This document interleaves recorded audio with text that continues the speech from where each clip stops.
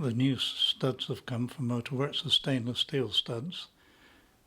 They are such an improvement over what's there. They've even got an Allen key set into the inside, at the end, so you can wind them in to the threads. So I've just put one in there. I've got one to go, and I've done the two on the other side. I've also got, of course, new gaskets, and I did end up getting the new blind-headed bolts. So they fit. Once I get the exhaust back, they go in 10mm. Now these studs, I was right.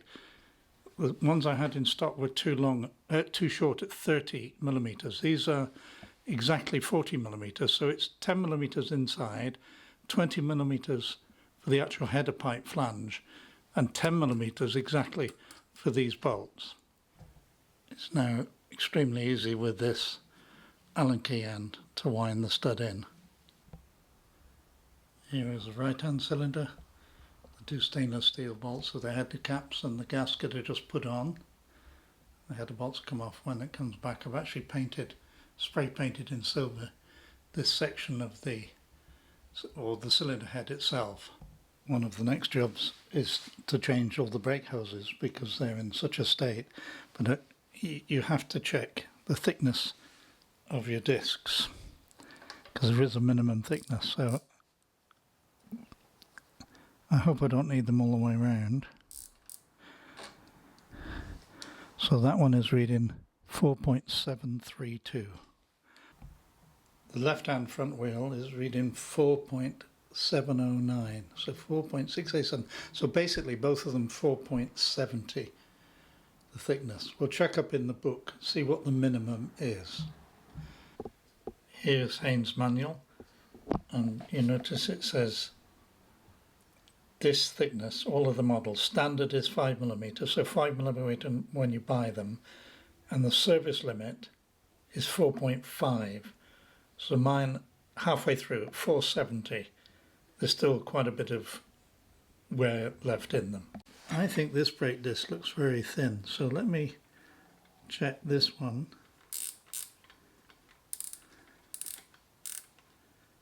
That's 3.482. Well, this is the rear brake now, and it is identical thicknesses as the front one. So you see the disc thickness, the standard is 5mm, and all of the models, which includes the GS, the minimum is 4.5, and I'm 3.482, so it's way under. I've ordered a whole load of stuff from Motorworks again to do with the brakes, the brake disc, pads, seals, all sorts of things. So while I'm waiting for that and for the exhaust and for a few other things, I'm going to now concentrate on some of the service items I've got to do. And one of them is this belt, the alternator belt here. Now, anybody who's watched my 2005 changing the alternator belt videos a couple of years ago will realise how difficult I found it was. I went through one or two belts before I devised a method of getting them on. This time I think it's much different on this 2003 model, because the alternator right up here is adjustable. So the first thing we have to do is undo 3 bolts. This one here, and then this one over there, and then whether I can show you, there's a very difficult one, and it's this one right up there. So there's 3 bolts to loosen. They're all 13s, and what that should do is lower the tension on this belt, which means you can lift it off.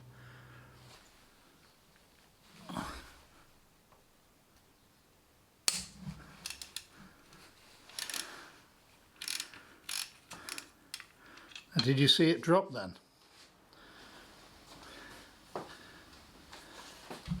The alternator dropped, so that the belt is now slack.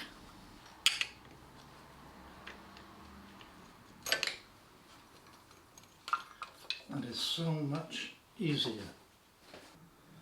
The belt has probably never been changed, but there is weaknesses in it. Look. From there to there, there's a whole strip missing.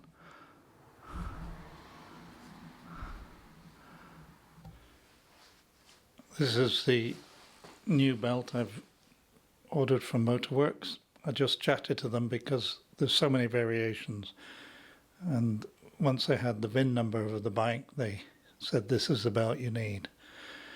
So Continental. So the new belt, put it on the bottom, and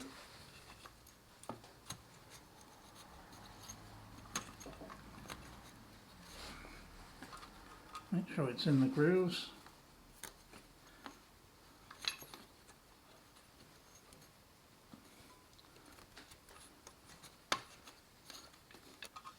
Really easy compared to the later models, just to get it in. Well, nobody said it would be easy, but this bolt which is undone here, we're looking for the bolt on the back, which is right under here. Now it's not a bolt, it's a Torx inset screw, like an Allen bolt, but I don't even know what size it is. So this is a Torx 40, a T40.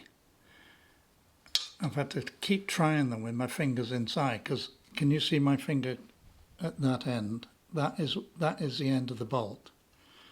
So you can just touch it with your finger, and you've got to torque that. So it's taken me a while to realise that it's a Torque 40, so remember that.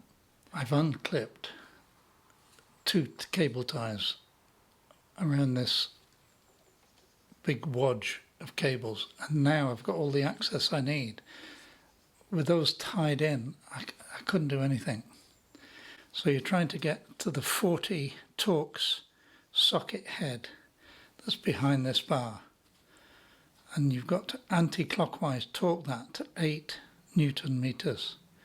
That raises the alternator, tightens the belt, and then you lock it on the 3 nuts, or just lock it on one to 20 Newton meters first. So now the alternator is at the bottom of its travel. It's got quite a big slot that it can go up. I'm using a different torque wrench because I found this one goes in reverse. They don't all do that. Let me just get it in, and you'll see what happens.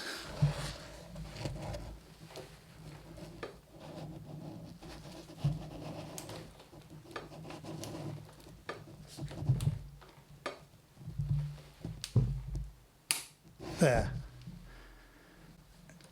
You can see that. It's as simple as that. And while you're doing that, in my pocket I have a socket wrench.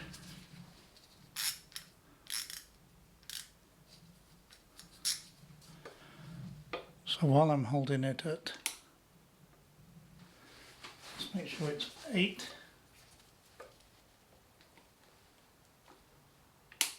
There. You heard the click.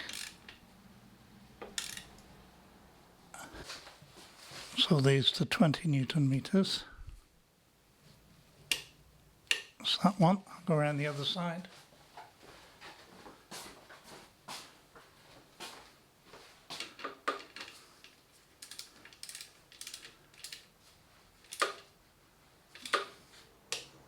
That's that one.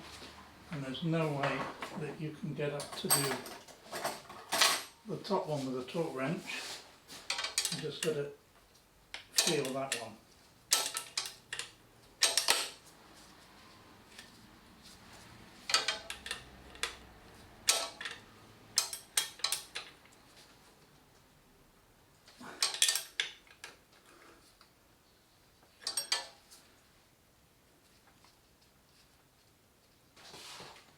So really that was very easy once you got the wires out of the way.